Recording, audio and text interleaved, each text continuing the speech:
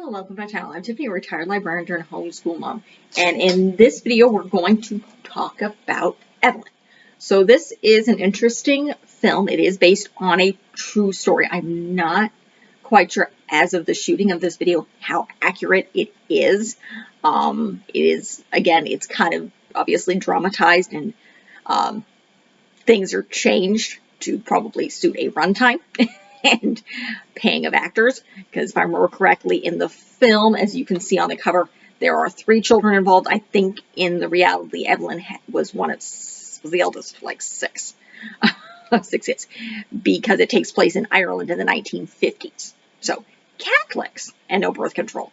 So, it stars Pierce Brosnan, and the other main character, he is the father of Desmond Doyle. That's his name. And that is a real person. The young girl, Evelyn Doyle, is played by Sophie, I can't pronounce this last, Vavasseur. And they're kind of the main characters, along with Aidan Quinn, who plays Nick Barron, who's he's a solicitor. So he's an attorney. And let's see. They're not showing too many other names of some of the others, but we'll move on to that.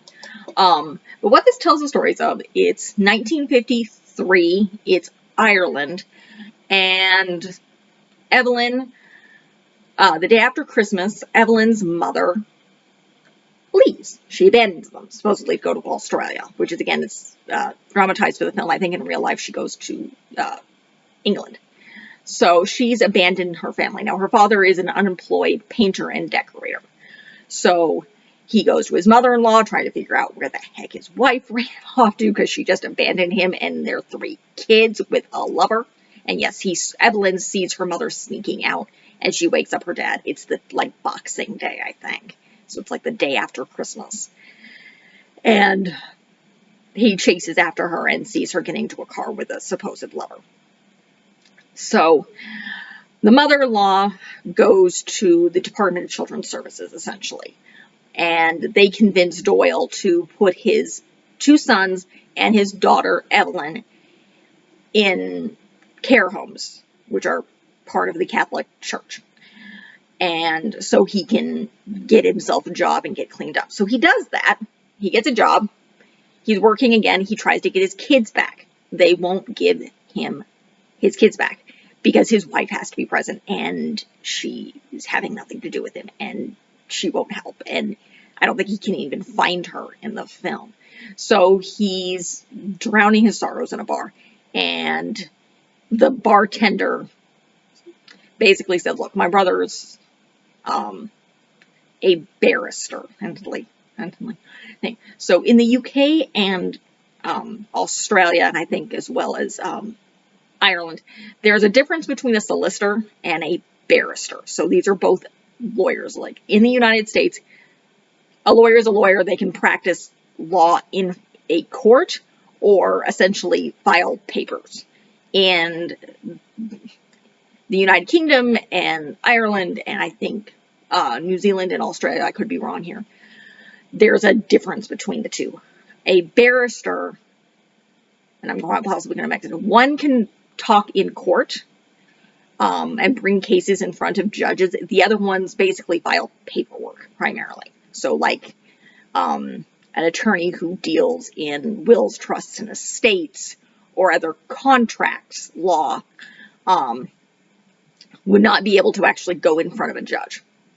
So, and a person who normally does criminal law would not be able to go into some sort of contracts law.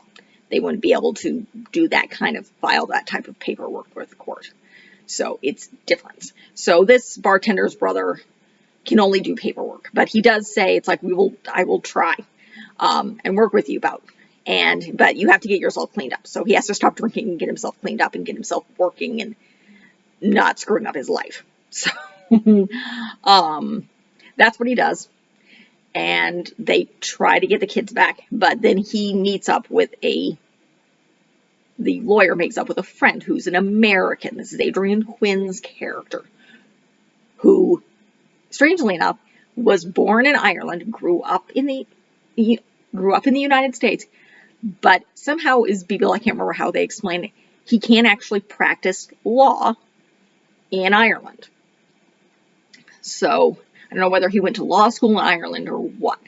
So they essentially petition the court because kids are being held by this strange children's rights acts, basically to keep families together, and essentially with the belief that a single parent cannot raise children on their own unless maybe the parent had died. So, because again, this is the 50s, it's Ireland, they're very, very Catholic. So divorce does not exist as far as I know in Ireland. So yeah, it's kind of a mixed up thing. And it goes through this time, and they're trying to figure this out. They go through various different courts, and they hook up with another attorney. Now, he's retired, but he was known as, he was kind of an oddball. He was kind of aggressive. He was an injured rugby player, and he goes with them. And he's basically, he's retired, so he can't practice so much anymore, but he's advising them. So Aidan Quinn's character is the one doing all the talking in this. So he's the one who's going up in front of the judges and talking, while the other ones are kind of helping him and handing paperwork around.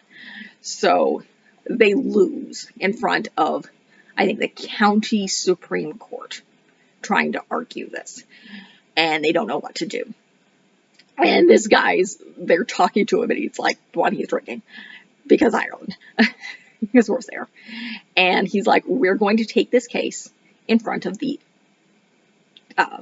Supreme Court of all of Ireland on a that this law is unconstitutional because it violates a law, certain acts in the Irish Constitution, which strangely enough, when they present this, and I kind of knew this, I didn't realize Ireland had a constitution similar to the United States. England does not. So the United Kingdom does not have a constitution. They have a bunch of different documents, but they don't have a singular constitution. Ireland does. So they go and challenge this. Again, this is all very Catholic, so a lot of this is based on the Bible. So they go in front of this court and essentially present this case that, per the Constitution, it insistently says that they need to keep families together.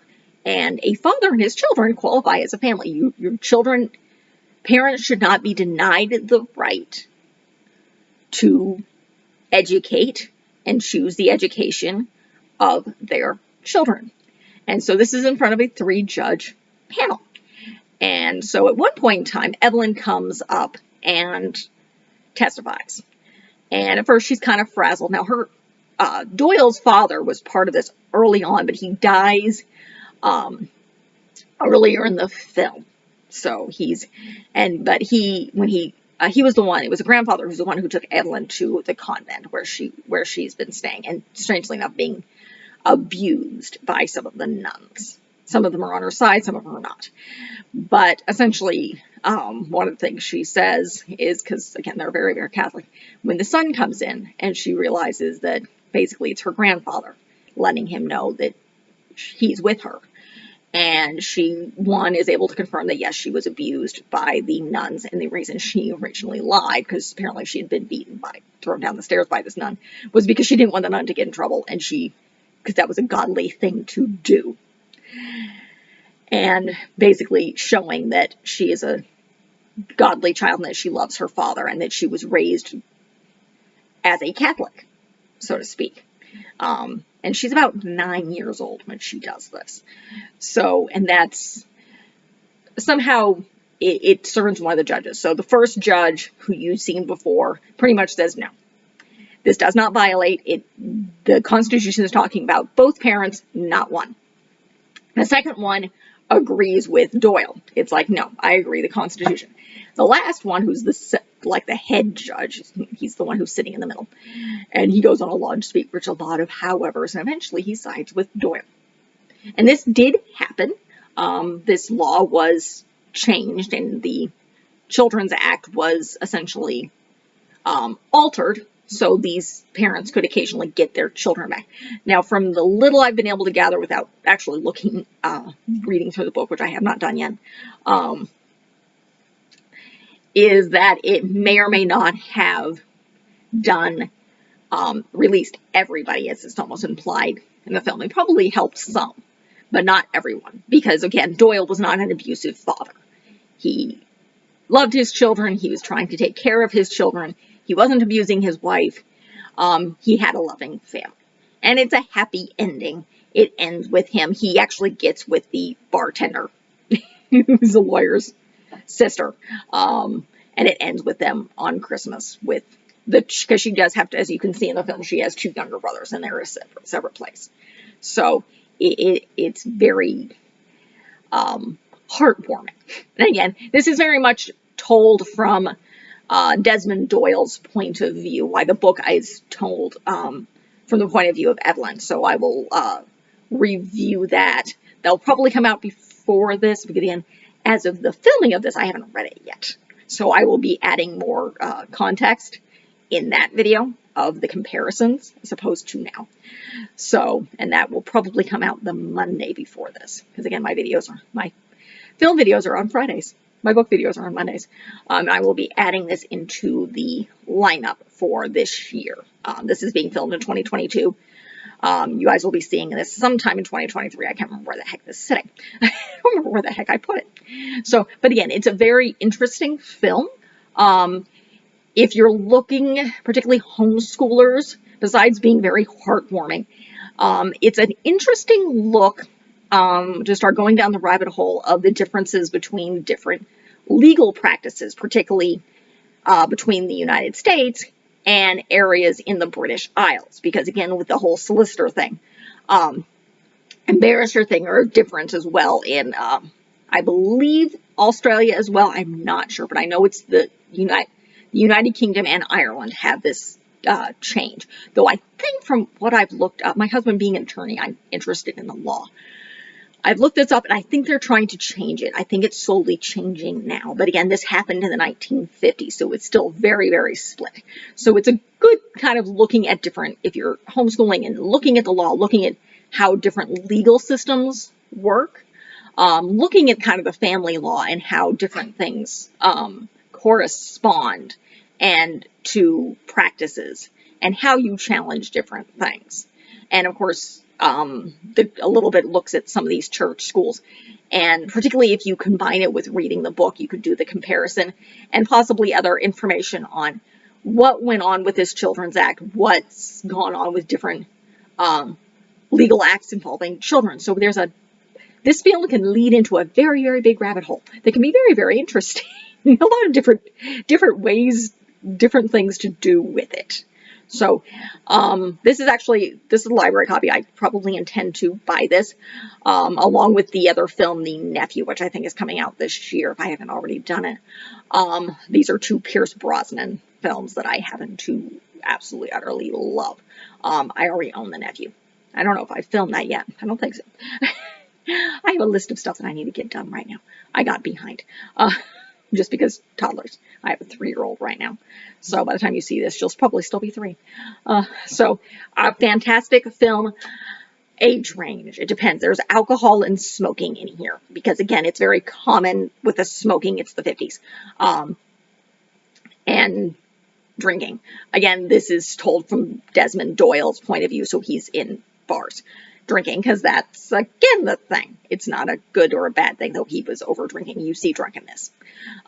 That's it on the real downside. So age range, trying to think here. Again, it's always depending on your kid. Middle school, maybe, just because of the complex ideas going on here. Just as my opinion, purely my opinion, middle school would probably understand it more than elementary. Elementary could watch it for the heartwarming value, but the complexities of the court case and what's going on here might fly over younger kids' heads. At least sometimes the average elementary school kid. At youngest, I would say 10, maybe 9, depending on your kid. But again, it depends on how fast their brain is and their interest essentially in law, because that's really what the base is, particularly family law, is the basis of this film. So if they really want to go down that rabbit hole, which sounds like a very interesting rabbit hole to go in, hopefully me and my daughter eventually venture down this. So one of the days, again, she's 3, so this we had many, many years off. So fantastic film. I do love Pierce Brosnan in this.